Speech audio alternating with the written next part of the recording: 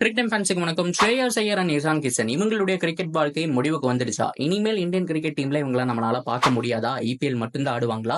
அதை தாண்டி ஸ்ரேயஸ் அவ்வளவு சாதனை பண்ணாரு வேர்ல்ட் கப்ல. கிட்டத்தட்ட ஆல்மோஸ்ட் 400 ரன்கள் பக்கம் மிடில் ஆர்டர்ல யாருமே இல்லாதப்ப அடிச்சு கொடுத்தாரு. டீமுக்காக உழைச்சு கொட்டினாரு. 3 மாசத்துக்கு முன்னாடி நடந்த சம்பவம் தான். ஆனா இப்ப திடீர்னு டீமை விட்டு தூக்கறதுக்கான காரணம் என்ன? சோ பிசிசிஐ என்ன பண்ணிருக்காங்க? பிசிசிஐ சைட்ல நியாயம் இருக்கா இல்ல இவங்க பக்கத்துல நியாயம் இருக்கா அப்படிங்கிற கம்ப்ளீட் டீடைல இந்த வீடியோல பார்த்து தெரிஞ்சுக்கலாம். அதுக்கு முன்னாடி ஃபர்ஸ்ட் டைம் சேனலுக்கு வரீங்கன்னா மறக்காம சப்ஸ்கிரைப் பண்ணி சப்போர்ட் பண்ணுங்க. அப்பதான் அப்டேட் எல்லாமே உங்களை வந்து சேரும். சரி வாங்க வீடியோக்குள்ள போலாம்.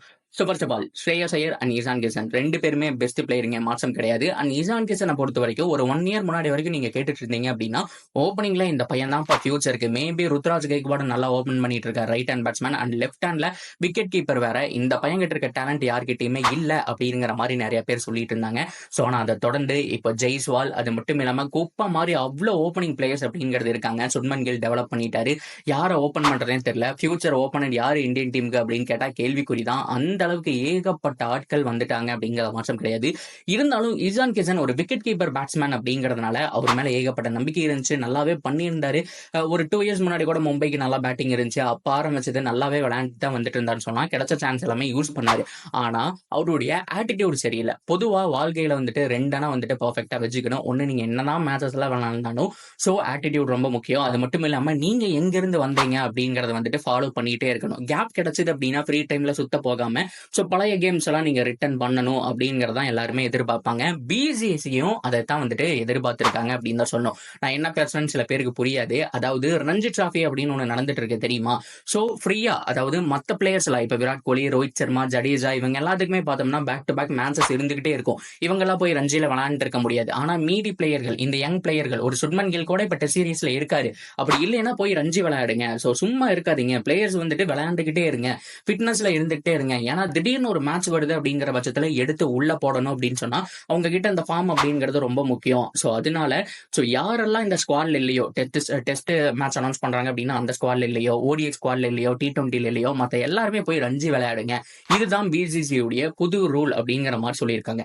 இந்த ரூலை நீங்க மீறினீங்க அப்படின்னா உங்களுக்கு பிசிசிஐ கான்ட்ராக்ட் அப்படிங்கிறது கிடைக்காது. அது என்னப்பா பிசிசிஐ கான்ட்ராக்ட் அப்படின்னா கிரேடு மூலயமா பிளேயர்ஸை வந்துட்டு பிரிப்பாங்க. A+ கிரேட், அதுக்கப்புறம் A கிரேட், அதுக்கப்புறம் B கிரேட், அதுக்கப்புறம் வந்துட்டு C கிரேட் அப்படின்னு சொல்லிட்டு 4 கேட்டகரியா பிளேயர்ஸ் வந்துட்டு பிரிப்பாங்க.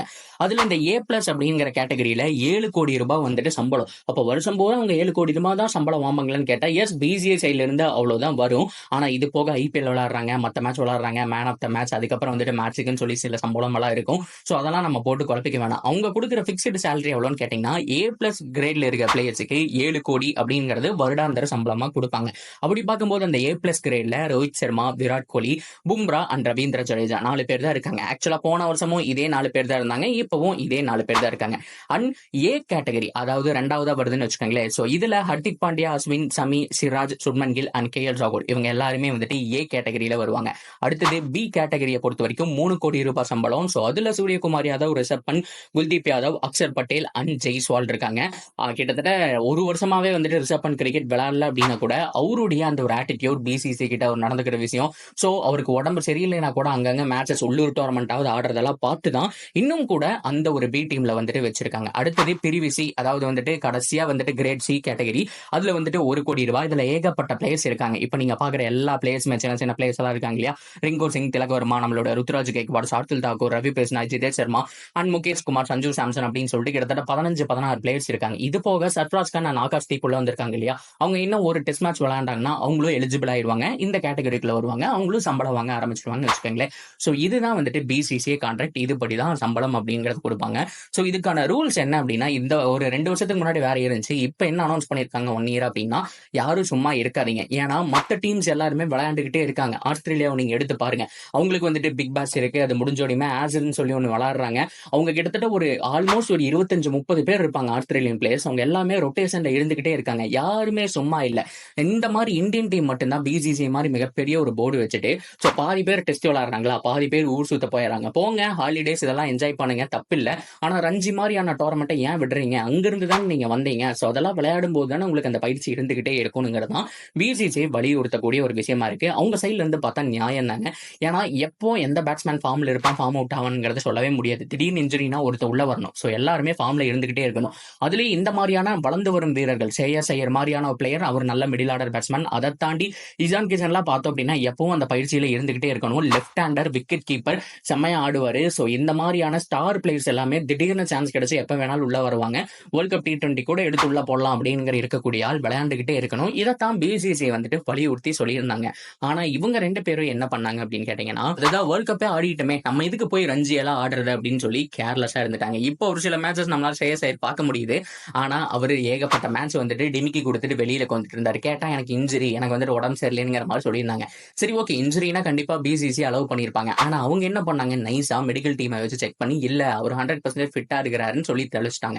ஸோ உடனே ஸ்ரேயஸ் ஐயர் என்ன பண்ணாங்க அப்படின்னா வார்னிங் கொடுத்தாங்க. பிசிசி கான்ட்ராக்ட்ல இருந்து தூக்கிடுவேன்னு சொல்லி ஒரு 2-3 மாசத்துக்கு முன்னாடி இருந்து ட்ரெண்ட் ஆயிட்டு இருக்குன்னு நினைக்கிறேன். ஸோ ஒரு வாரத்துக்கு முன்னாடி அதிகமா பேசிட்டு இருந்தாங்க. இன்னைக்கு கான்ட்ராக்ட் லிஸ்ட்ல அவருடைய நேம் இல்ல. ஆனா யோசிச்சு பாருங்க, வேர்ல்ட் கப்ல நல்லா பண்ணாருங்க. உண்மையாலுமே அவர்கிட்ட இருந்து இந்த மாதிரியான ஒரு பர்ஃபார்மன்ஸ் நம்ம எதிர்பார்க்கவே இல்லை. ஸ்ரேயஸ் ஐயர் தூண் மாதிரி இருந்தாரு. ஸோ செம்மையா ஆடினார். 390 ரன் சம்திங், என்ன ஆல்மோஸ்ட் 400 ரன் பக்கம் மிடில் ஆர்டர்ல இறங்கி அடிச்சு கொடுத்தாரு. யாருமே இல்லாதப்போ நான் வரண்டா அப்படிங்கிற மாதிரி ஆடினாரு. ஆனா அவருக்கு இந்த நிலைமையில நடக்கும்போது கொஞ்சம் சோகமா தான் இருக்கு. பட் இருந்தாலும் அவர் பண்ண தப்பு தான். நான் கண்டிப்பா போய் ரஞ்சி ஆடி இருக்கணும். ரஞ்சி ஆடாம டிமிக்கி கொடுத்தது அப்படிங்கறதுனால தான் அனுபவிக்கிறாரு. ஆனா அதை தாண்டி ஈசான் கிஷன் அதுக்கு மேலைங்க. அவரை பொறுத்த வரைக்கும் பார்த்தோம் அப்படின்னா அவர் எங்கேயோ வெளியில சுத்த போயிடுறாரு. சவுத் ஆப்பிரிக்கா லீக்லயே பாதியில விளையாண்டு இருந்தாரு. திடீர்னு ஆளை காணோம், எங்கேயோ ஃபேமிலி ப்ராப்ளம் அப்படின்னு சொல்ல போயிட்டாரு. ஸோ அவங்க சொல்ற ரீசனும் பார்த்தோம் அப்படின்னா வந்துட்டு இந்த மாதிரி ரீசனபிளா இருக்கணுங்கிற மாதிரி சொல்லுவாங்கல்ல. ஸோ அந்த மாதிரி எதுவுமே இல்லை. விராட் கோலி பர்சனல் ரீசன் சொல்லிட்டு போயிருந்தா கூட அவருக்கு குழந்தை பிறகுது அப்படிங்கிற விஷயம் தெரியும். ஸோ அதனால அதெல்லாம் வந்துட்டு அக்செப்ட் பண்ணிக்குவாங்க. ஸோ அதெல்லாம் வந்துட்டு இருக்கிறதா. பட் இருந்தாலும் ஈசான் கிஷன் எந்த ஒரு ரீசனும் சொல்லாம வெளியில சுத்த போயிட்டாரு. ஸோ ரஞ்சில போய் விளையாடுறது இல்லை. ஏன்னா நம்ம தான் இந்தியன் டீம்லேயே ஆடுறோமே, ஸோ வேர்ல்ட் கப்பே ஆடிட்டோமே, நம்ம எதுக்கு போய் ஆடுறது அப்படிங்கிற ஒரு கேர்லெஸ். ஸோ இதனால இவங்க 2 பேருக்கும் ஆப்படிச்சிட்டாங்க பிசிசிஐ. ஸோ இதுதான் நிதர்சனமான உண்மை. ஸோ இதை தாண்டி டெஸ்ட் கிரிக்கெட் அப்படின்னாலே நமக்கு கண்ணு முன்னாடி வந்து நிக்கிற ஆள், ஒன் டவுன்ல ஆடக்கூடிய ஆள் சேத்தேஸ்வர் புஜாரா. ஸோ அவரும் இந்த ஒரு கான்ட்ராக்ட் லிஸ்ட்ல இல்ல. அண்ட் அஜின்கியா ரஹானே 2 பேருமே என்ன ஒரு டெஸ்ட், ஒரு 2 வருஷத்துக்கு முன்னாடி அவங்க இல்லைன்னா ஒண்ணுமே பண்ண முடியாதுங்கிற சுச்சுவேஷன். ஆனா இப்பதான் நியூ ஃபைண்ட் வந்துருச்சு இல்லையா, சுர்மன் கில் அண்ட் நிறைய பேர் வந்துட்டாங்க அப்படிங்கிறதுனால ஸோ அவங்களுக்கு பார்த்தோம் அப்படின்னா இந்த ஒரு கான்ட்ராக்ட் கிடைக்கல. ஸோ 2 பேருமே வெளியில போயிட்டாங்க அப்படின்னு தான் சொல்லணும். ஸோ அதை தொடர்ந்து உமேஷ் யாதவ் மாதிரியான பிளேயர்ஸ், இன்னும் சில பிளேயர் பார்த்தோம் அப்படின்னா இந்த கான்ட்ராக்ட்ல இல்லைங்கிறது கொஞ்சம் வருத்தம் தரக்கூடிய விஷயமா இருக்கு. மேபி ஐபிஎல் பர்ஃபார்மன்ஸ், ரஞ்சி, அது மட்டும் இல்லாம இந்த டீம்ல இருக்க யாராவது ஃபார்ம் அவுட் ஆனாங்கன்னா அடுத்த வருஷம் வரக்கான சான்ஸ் அப்படிங்கிறது தான் வந்துட்டு பாசிபிள் அப்படிங்கிறத சொல்லிக்கிறேன். ஸோ இன்னொரு கேள்வி என்னன்னா, இந்த மாதிரி ஈசான் கிஷனும் ஸ்ரேயஸ் ஐயரும் இனிமேல் இந்தியன் டீம்ல விளையாட முடியாதான்னு கேட்டா அப்படி இல்லைங்க. ஸோ ஆக்சுவலா வந்துட்டு இவர் உங்களுடைய பெர்ஃபார்மன்ஸ் பார்ப்பாங்க, ஐபிஎல் உடைய பெர்ஃபார்மன்ஸும் கணக்குல எடுத்துக்குவாங்க.